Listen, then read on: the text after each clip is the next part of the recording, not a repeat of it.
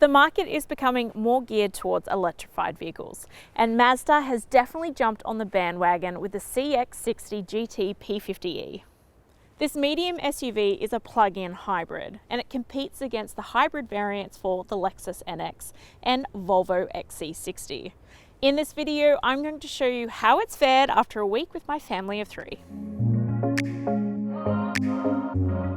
There are 3 models for the CX-60, and this is the mid-spec model and will cost you $80,300 before on-road costs.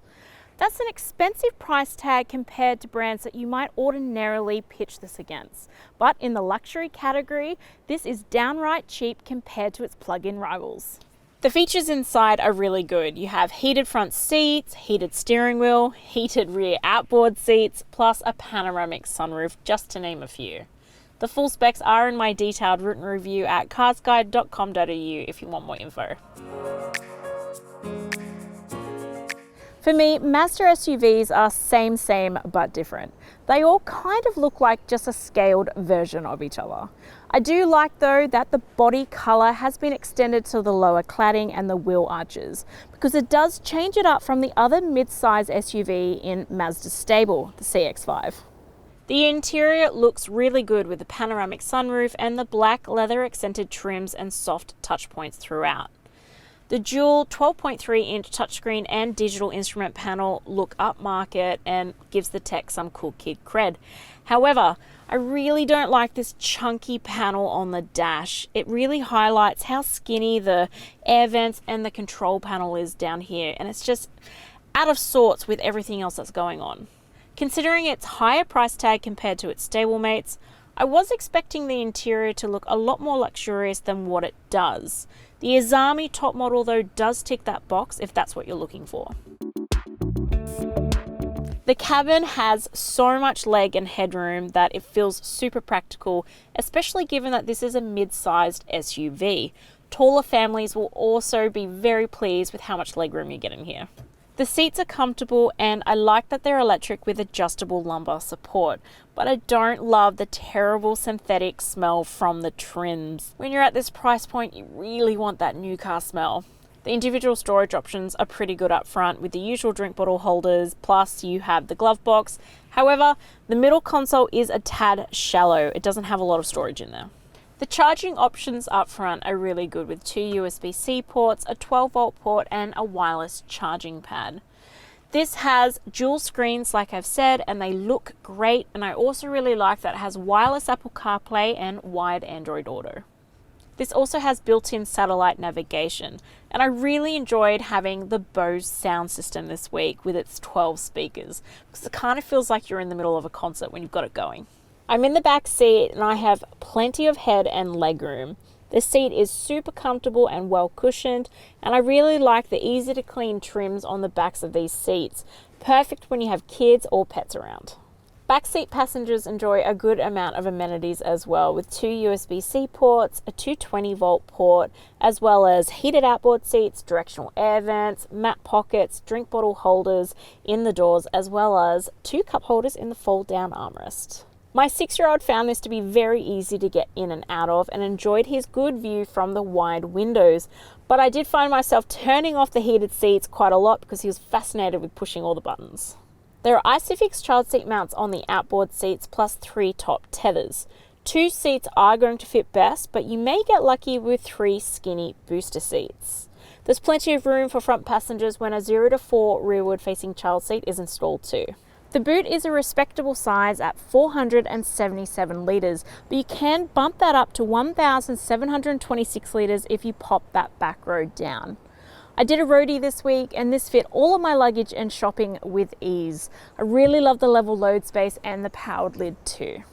You only get a tyre puncture repair kit in this, but there is another cool feature that families who do roadies or go camping might find very handy, like the 220-volt port with a 1500 watt capacity, so you can actually hook up some much larger items if you need to.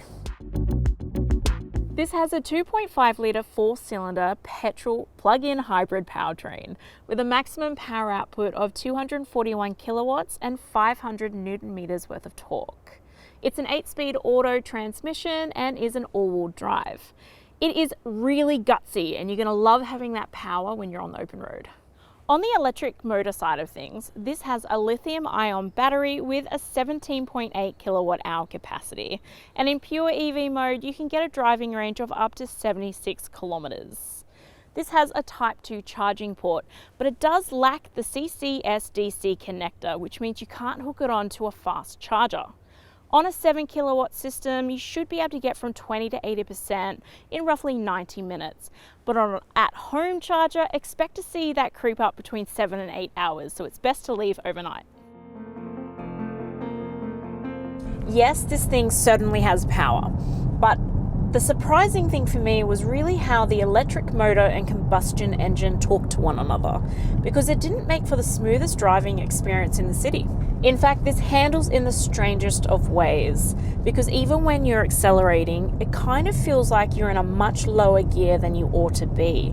There's a real sensation of the engine pulling back and fighting you when you're at lower speeds, especially around the city. I also didn't rate the comfort of this in the city, because at lower speeds and when you're hitting corners, it kind of feels like you're bunny hopping or lurching, which is not a pleasant feeling. It's not until you get onto the open road that you realize how beautiful the manners of this can be. And that's where this shines in terms of comfort and handling. The steering feels concise and you can definitely tackle a winding road at speed without much roll. The adaptive cruise control though is a bit of a hit or miss because of how sensitive it is.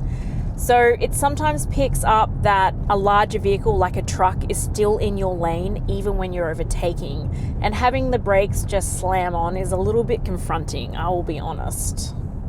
I've really enjoyed parking this. It's easy. I haven't had too much trouble because it's got front and rear parking sensors and a very crystal clear 360-degree view camera. The official combined fuel cycle is 2.1 litres per 100 kilometres. I did a roadie this week of just over 600 kilometres and I charged it twice. My real world usage came to 6.4 litres. I actually thought that was pretty decent given how hard I drove it and what I did with it this week. A good healthy mixture of open road and urban driving. But you're definitely going to get the best efficiency from this if you charge it overnight regularly. Based on my usage and the 50-litre fuel tank, you should be able to see a driving range of roughly 761 kilometres, which is great for families who do roadies or do camping trips. This has a lot of the features I always like to see on a family vehicle, and I really like the intelligent blind spot monitoring system, which shows the vehicles around you in a dynamic display on the instrument panel. This has a maximum 5-star ANCAP safety rating from testing done in 2022, as well as 8 airbags, including a driver's knee airbag and the newer front center airbag. The full safety specs are in my detailed written review at carsguide.com.au if you want more info. The ongoing costs for this are reasonable, with it coming with a 5-year unlimited kilometre warranty and cap price servicing for up to 5 years or 75,000 kilometres, whichever occurs first. Services are an average of $518, which is a little bit expensive for the class, but services are still good at every 12 months or 15,000 kilometres. Again, whichever occurs first. The Mazda CX-60 GT P50e will suit families who don't need the extra seats of its biggest siblings but still want luxury and comfort. I really like the features in this and that hybrid efficiency, but this is not my favourite plug-in hybrid to drive around in the city. I didn't like how it handled, and for this higher price tag, I do expect a smoother experience, so this gets a 7.3 out of 10 from us. If you're after more details, check out the full review at carsguide.com.au and I'll see you next week.